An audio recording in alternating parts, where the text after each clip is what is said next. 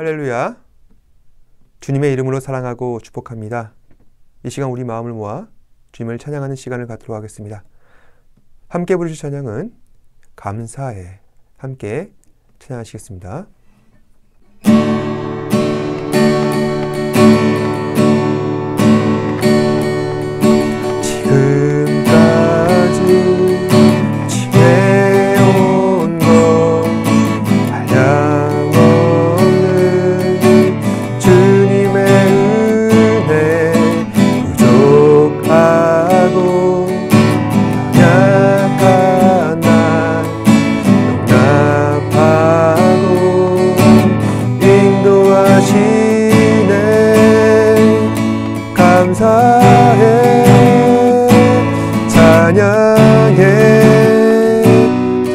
주께서 행하신 일들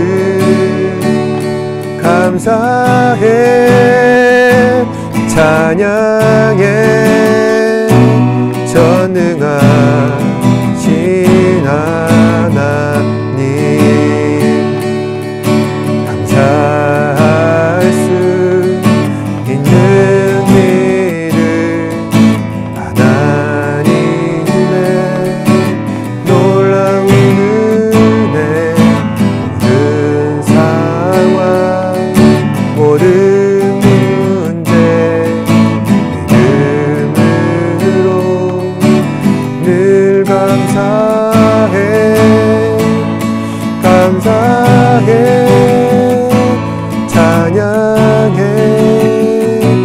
주께서 행하신 일들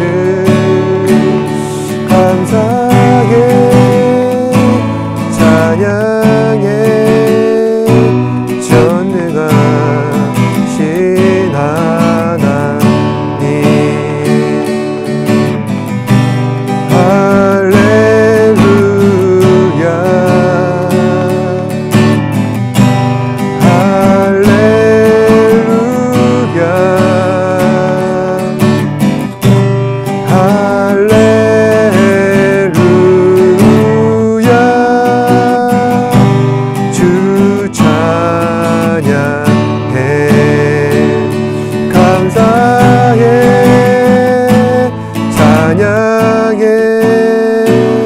주께서 행하신 일들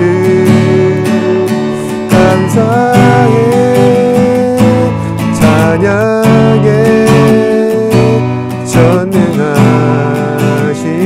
하나님 감사해. 찬양해. 주께서 행하신 일들 감사해. 찬양해. 전능하신 하나님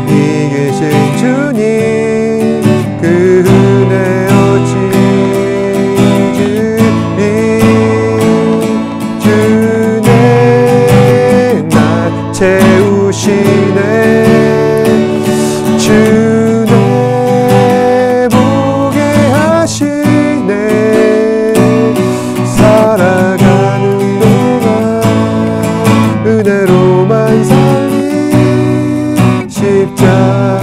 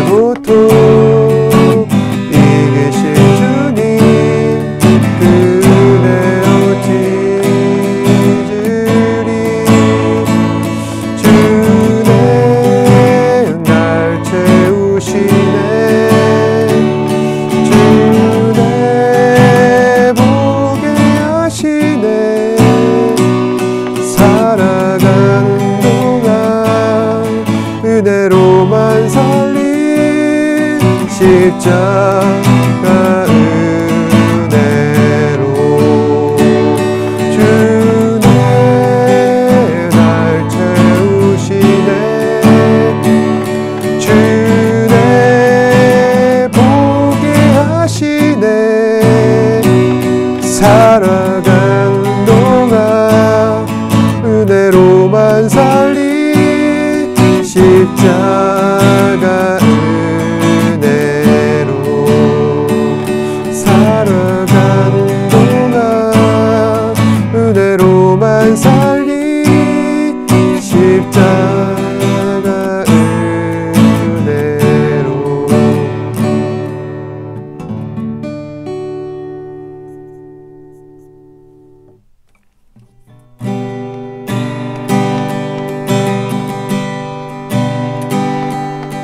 주님 내가 주의 장막을 사모합니다 오직 주의 임재를 갈망합니다 주의 집에서의 하루가 다른 곳의 첫날보다 좋으니 주 사랑 안에 머물며 사랑 노래합니다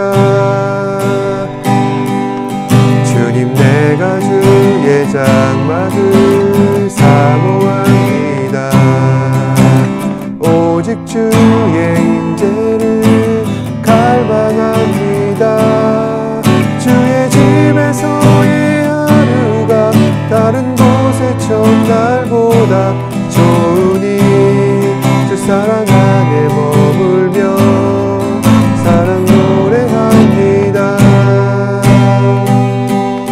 나의 평생에 한 가지 소원 주의 아름다우신 보며 사랑 노래하는 것 나의 왕 되신 주의 내 얼굴 구하며 주 사랑 안에 머물러 사랑 노래합니다 주님 내가 주의 장막을 사모합니다 오직 주의 임재를 갈망합니다 주의 집에서의 하루가 다른 곳의 첫날보다 좋으니 주 사랑 안에 머물며 사랑 노래합니다 나의 평생에 한 가지 소원 주의 아름다우신 보며 사랑 노래하는 것 나의 왕 되신 주님의 얼굴 구하며 그 사랑 안에 머물며 사랑 노래합니다 나의 평생에 한 가지 소원 주의 아름다우신 보며 사랑 노래하는 것 나의 왕 되신 주님의 얼굴 구하며 그 사랑 안에 머물러 사랑 노래합니다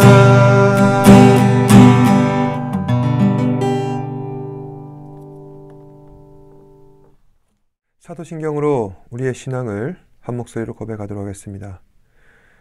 전능하사 천지를 만드신 하나님 아버지를 내가 믿사오며 그 외아들 우리 주 예수 그리스도를 믿사오니 이는 성령으로 잉태하사 동정녀 마리아에게 나시고 본디오 빌라도에게 고난을 받으사 십자가에 못 박혀 죽으시고 장사한 지 사흘 만에 죽은 자 가운데서 다시 살아나시며 하늘에 오르사 전능하신 하나님 우편에 앉아 계시다가 죄로서 산자와 죽은 자를 심판하러 오시리라. 성령을 믿사오며 거룩한 공예와 성도가 슬교토한 것과 죄를 사하여 주시는 것과 몸이 다시 산 것과 영원히 산 것을 믿사옵나이다. 아멘. 이 시간 예배를 위해서 제가 기도하겠습니다. 언제나 우리를 사랑하시고 또 주님께서 기뻐하시는 길을 따라 순종하며 인도하시는 주님, 오늘도 이 시간 우리 학생들 주의 말씀에 순종하여 예배 자리에 나오게 하시니 감사합니다. 우리 학생들을 주께서 기억하시고 은혜 내려주사 언제나 주의 말씀 안에 거하며 인도함을 받을 때마다 아버지 하나님 그 마음 가운데 참 기쁨과 은혜가 임할 수 있도록 주님 붙잡아 주시옵소서. 삶의 최우선순위가 하나님을 기뻐하고 영화롭게 하는 것을 우리가 잊지 않게 하여 주시옵소서. 매 순간 우리가 주 안에서 거할 때 하나님께서 우리의 삶 가운데 역사하시는 것을 날마다 체험하기를 원합니다. 작은 사소한 순간까지도 주의 간섭하심을 우리가 인정하며 살기를 원합니다. 주님, 우리의 삶의 모든 부분들이 우리 학생들의 귀한 간증이 되게 하시고 그래야 해서 그 주의 간섭하심을 따라 우리가 나아갈 때 매 순간 주께서 기뻐하시는 귀한 열매를 거둘 수 있는 우리 학생들 되게 하여 주시옵소서. 얼마 남지 않는 2023년도 매 시간을 최선을 다해 정말 귀중한 시간으로 보낼 수 있게 하여 주시옵고 그리하여서 아버지 하나님 부족하고 연약하지만 이 부족하고 연약한 주의 자녀들을 통하여서 하나님께서 크신 일을 이루신다는 사실을 우리가 깨달아 알 수 있도록 인도하여 주시옵소서. 오늘도 귀한 말씀 듣습니다. 말씀을 들을 때마다 지혜와 명철을 더하게 하시고 그 말씀 앞에 순종하는 주의 자녀들이 하늘로부터 오는 놀라운 귀한 복과 은혜를 누릴 수 있다는 사실을 다시 한 번 더 깨달아 알 수 있게 하여 주시옵소서. 모든 말씀 예수님 이름으로 기도합니다. 아멘.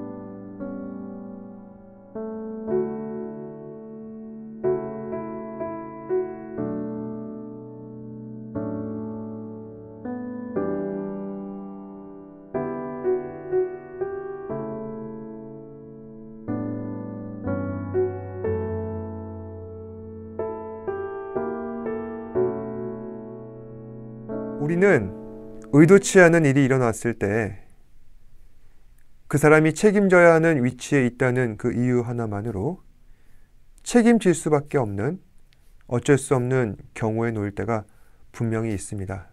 그럴 때 사람들은 왜 내가 그것을 감당해야 하지 하며 억울한 마음이 들게 마련입니다. 그럼에도 불구하고 불평 한마디 없이 책임지고 그리고 그 불편한 상황들을 감내하는 사람들을 보게 될 때 이 사람은 참 성숙한 사람이구나 라는 생각을 하게 된다는 것입니다. 오늘 말씀에도 보시면은 이와 똑같은 일들이 벌어지고 있습니다. 아기 예수께서 탄생하셨을 때 그의 육신의 아버지 요셉과 마리아 사이에 일어난 일입니다. 지난주 우리는 마태복음을 함께 읽으며 믿음의 족보들을 살펴보았습니다. 믿음의 족보란 하나님께서 택하셔서 언약을 맺고 그 약속을 계승한 사람들의 계보를 말하는 것입니다. 그래서 믿음의 족보는 믿음의 조상 아브라함으로부터 시작되어 그 마지막은 예수 그리스도로 끝을 맺게 됩니다.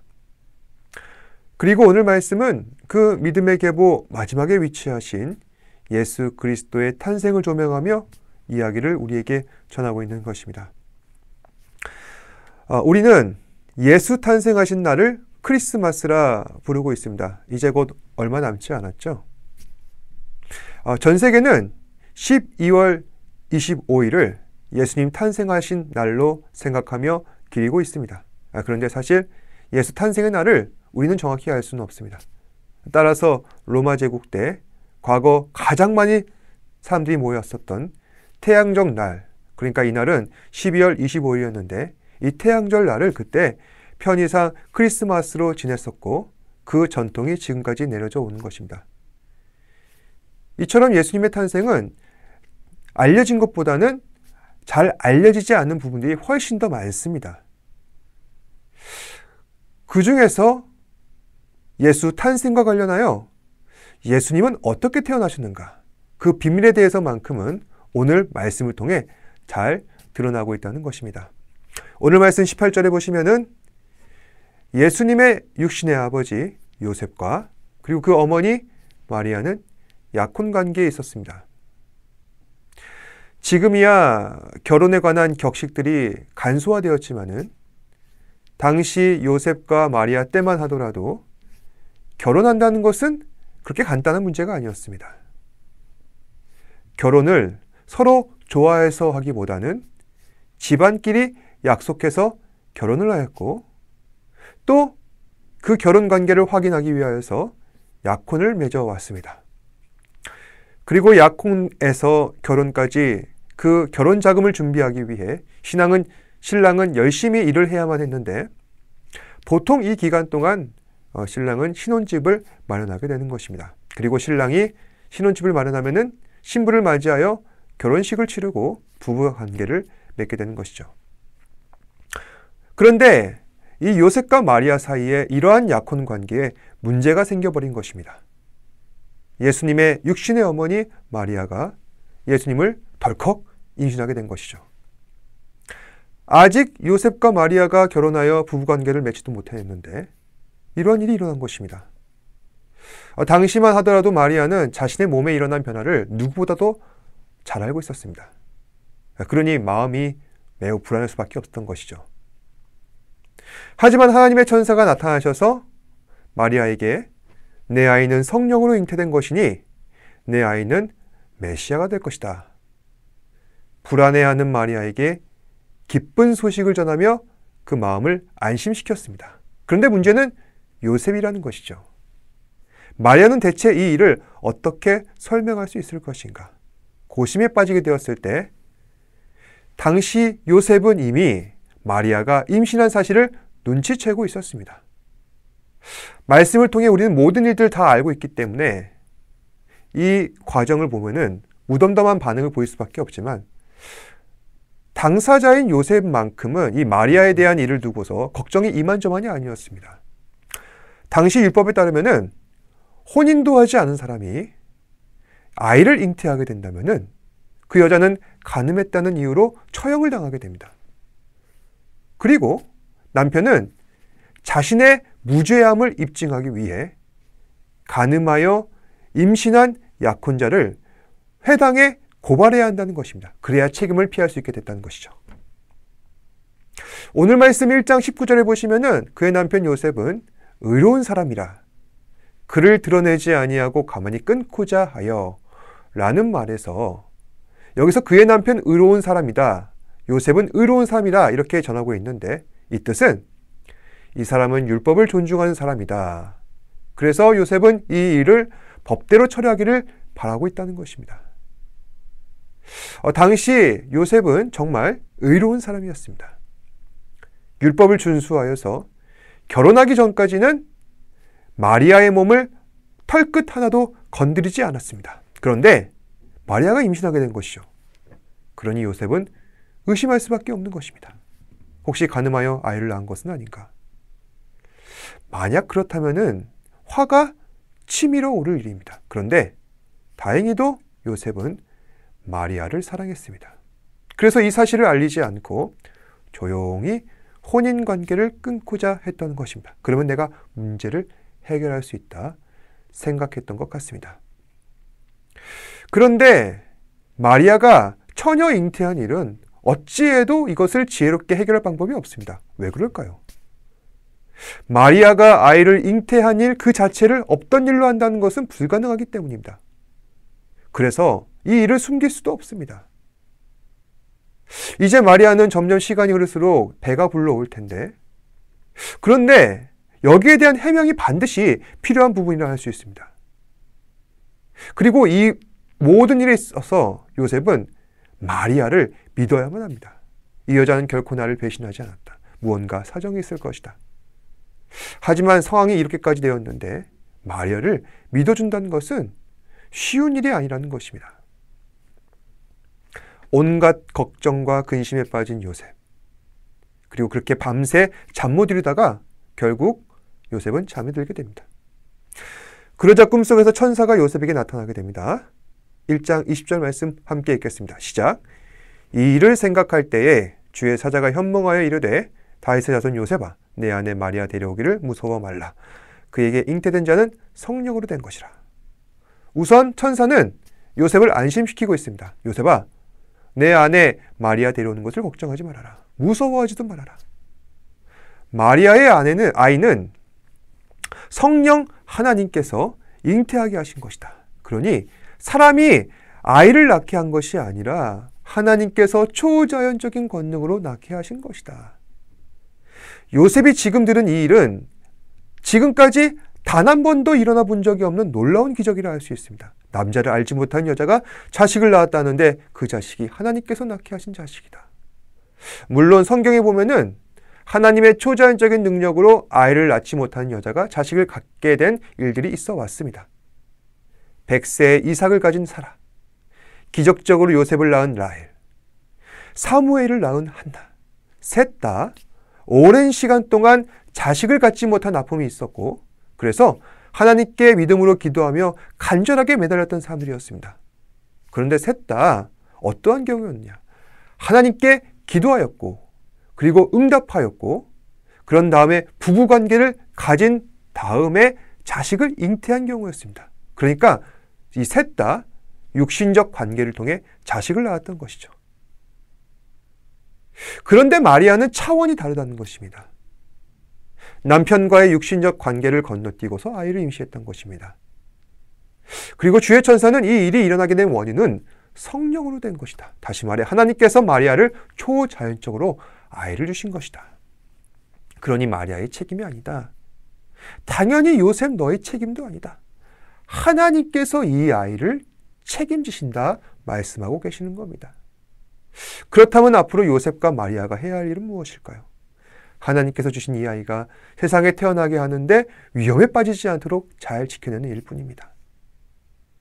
그런데 요셉에게는 여전히 의문점이 남아 있었습니다. 대체 이 아이의 정체가 누구길래 나와 내 아내의 안위를 위태하게 하는가?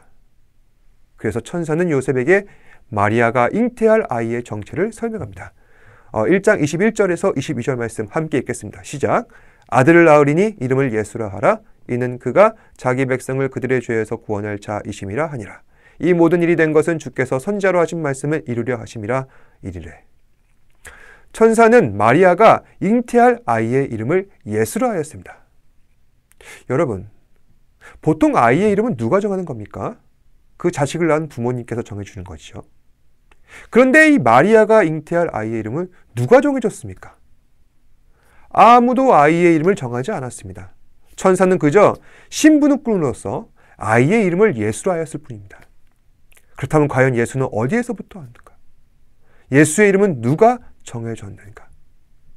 여러분, 예수는 스스로 존재합니다. 그리고 예수의 이름은 스스로 불려졌습니다.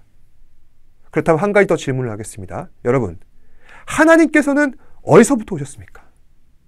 하나님의 이름은 누가 정하신 겁니까? 우리는 하나님께서 오신 곳을 알 수 없습니다. 하나님께서는 스스로 존재하십니다. 그리고 우리는 하나님의 이름 역시 누가 지어줬는지 알 수 없습니다. 단지 말씀을 통해 우리가 아는 바는 하나님의 이름은 하나님 당신께서 스스로 그렇게 불려주셨다는 사실일 뿐입니다.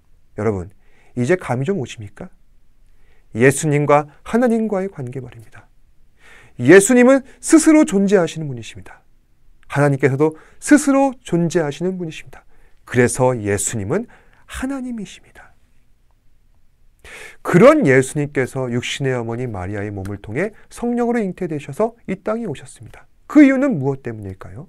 천사는 말합니다. 이는 그가 자기 백성을 그들의 죄에서 구원할 자이심이라. 다시 말해 하나님이신 예수님께서 당신의 백성을 죄에서 구원하시기 위해 육신의 몸을 입으시고자 마리아에게서 잉태되셨다는 말씀입니다.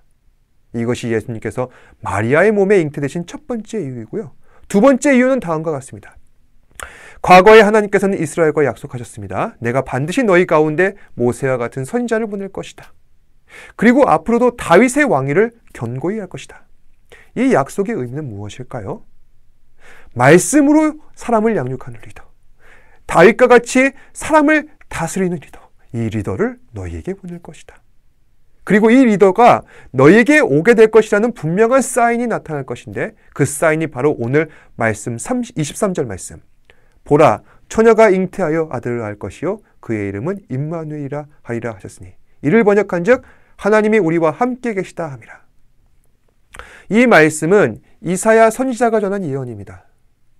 언젠가 먼 미래에 처녀가 아들을 잉태하는 놀라운 일이 실제로 일어날 것인데, 그때가 된다면은 우리와 함께 사시는 하나님께서 나타나게 될 것이다. 처녀가 아들을 잉태한다. 하나님께서 우리와 함께 하신다.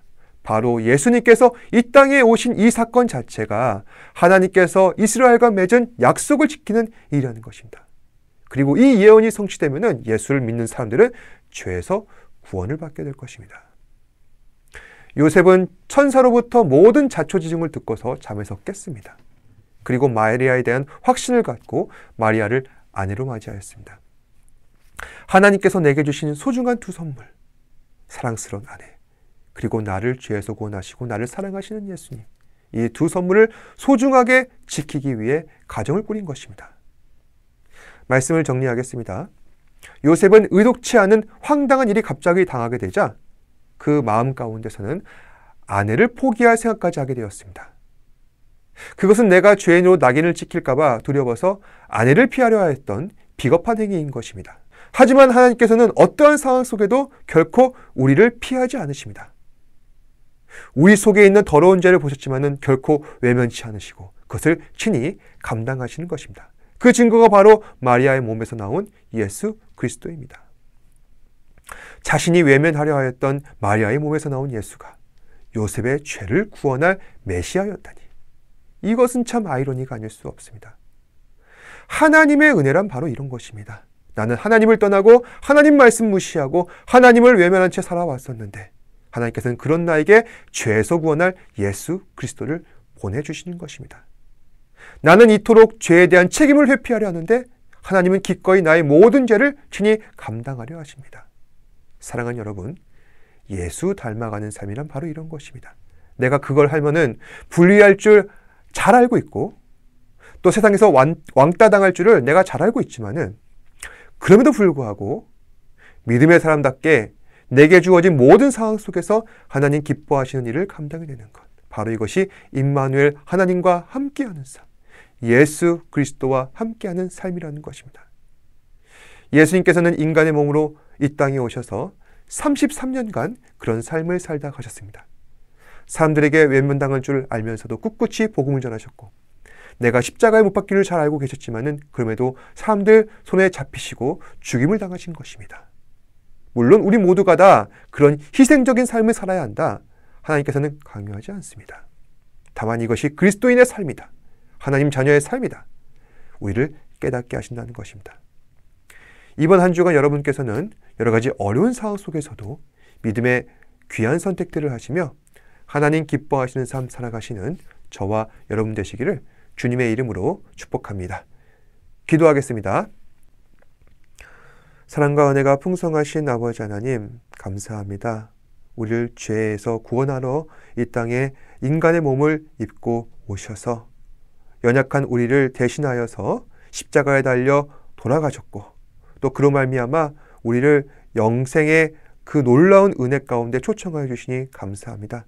하지만 인간은 마치 요셉과 같아서 자신이 조금 불리해지고 또한 어려운 상황 가운데 있다 하면은 그것을 회피하고자 매 순간 궁리하며 살아갑니다. 주님, 우리에게 믿음의 강고한 결단을 허락하셔서 매 순간 하나님 기뻐하는 삶을 살게 하시고, 그로 인하여서 주님께 영광 돌리는 그러한 삶을 살아갈 수 있도록 주님 붙잡아 주시옵소서. 오늘 하루도 예수 닮아가는 삶을 살게 하여 주시옵고, 그리하여서 주님 앞에 기뻐하는 열매를 거둘 수 있도록 주님 붙잡아 주시옵소서. 모든 말씀 예수님 이름으로 기도드립니다. 아멘. 하늘에 계신 우리 아버지여, 이름이 거룩히 여김을 받으시오며 나라가 임하시오며 뜻이 하늘에서 이루어진 것 같이 땅에서도 이루어지이다. 오늘 우리에게 일용할 양식을 주시었고 우리가 우리에게 죄 지은 자를 사하여 준 것 같이 우리 죄를 사하여 주시었고 우리를 시험에 들게 하지 마시었고 다만 악에서 구하시옵소서. 나라와 권세와 영광이 아버지께 영원히 있사옵나이다. 아멘. 힘을 내요 당신에게